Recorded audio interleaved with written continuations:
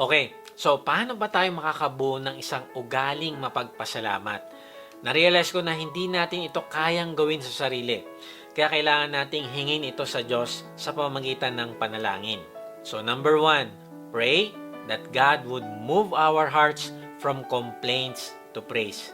Imagine natin kung ang lahat ng tao sa mundo ay hindi magrereklamo, ay talaga namang napakaganda ng ating magiging pamumuhay. Ang mga tao ay mapupuno ng joy kapag natanggal ang reklamo sa mundo. Kaya imagine mo ito, kung gaano kaganda ang iyong buhay. Kung simula ngayon ay hindi ka magrereklamo kahit sa ano pa mang bagay, magkakaroon ka ng bagong pananaw sa buhay.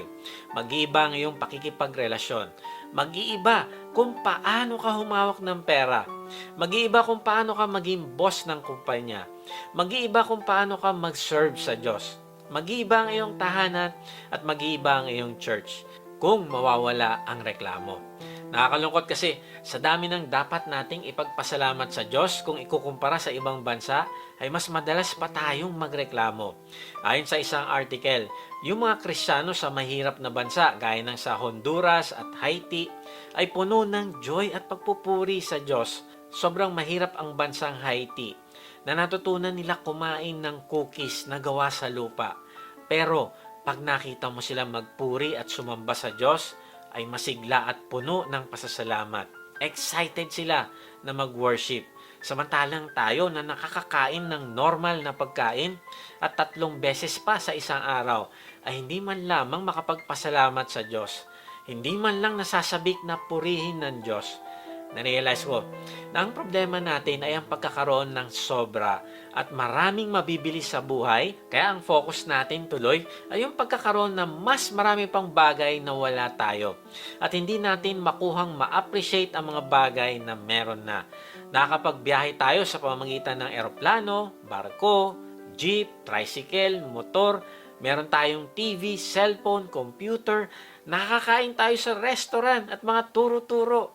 Tapos ngayon, nakakapag-worship pa tayo kahit nasa bahay lang dahil merong internet at online fellowship. Grabe, sobra-sobra ang katunayan na ang Diyos ay nagpo-provide ng lahat ng ating kailangan.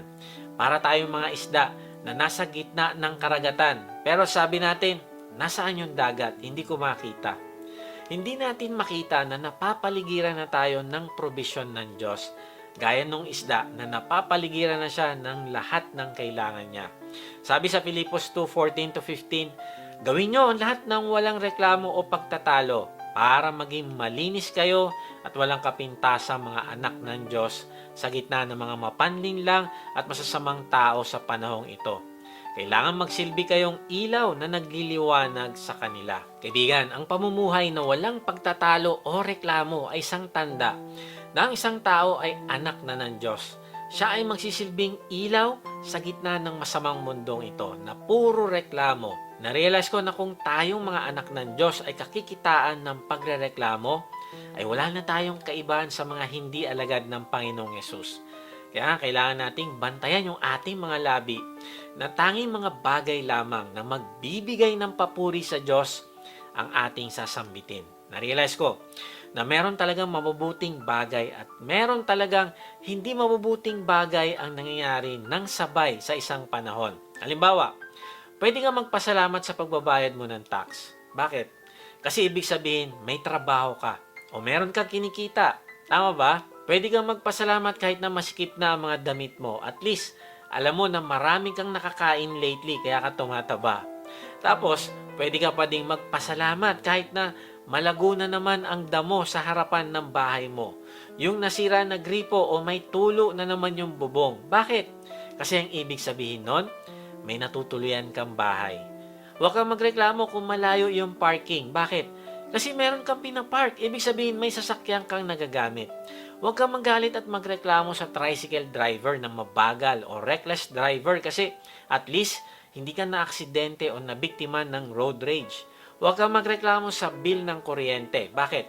Kasi meron kang aircon o electric fan na magagamit mo sa bahay. Huwag kang magreklamo sa katabi mo sa church na sintonado kumanta. At least may kakayahan kang makapakinig.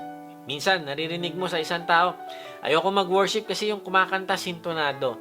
Hello, Hindi nakasalalay ang pagpuri mo sa Diyos sa galing ng praise and worship team. Ang tinitignan ng Diyos ay ang puso mo.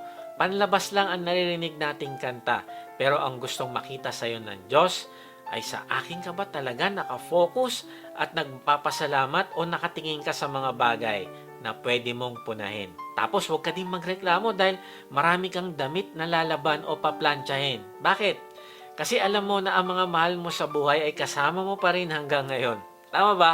Ang ibig sabihin, hindi ka nag-iisa. Huwag kang magreklamo sa alarm clock sa umaga. Bakit? Kasi alam mo na buhay ka pa, kaya ka nagising. Huwag kang magreklamo sa sakit ng iyong katawan. Bakit? Kasi at least naging productive ang maghapon mo. Noong pinagnakawan si Matthew Henry, alam mo, ito yung sabi niya. Una, salamat at hindi pa ako ninakawan dati. Ngayon pa lang. Pangalawa, salamat, kinuha nila ang wallet ko pero hindi nila ako pinatay. Then pangatlo, sabi niya, salamat at kinuha nila ang lahat ng meron ako pero maliit na halaga lang yon. Number 4, salamat at ako ninakawan at hindi ako ang nagnanakaw. Kaibigan, ano yung nirereklamo mo sa buhay? Ano yung nagpapawala ng kaligayahan sa'yo? Ano ang nagiging dahilan bakit hindi mo mapalitan ang reklamo ng pagpupuri sa Diyos?